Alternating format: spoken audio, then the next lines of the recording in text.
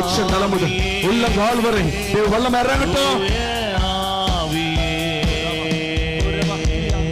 வல்லமை வல்லமை தாருமே, தேசத்தை உமக்காக கலக்கிட அபிஷேகம் அபிஷேகம் ஊற்றுமே, அனல் கொண்ட உமக்காக எழும்பிட வல்லமை வல்லமை தாருமே, தேசத்தை உமக்காக கலக்கிட அபிஷேகம் அபிஷேகம் ஊற்றுமே, அனல் கொண்டு உமக்காக எழும்பிட.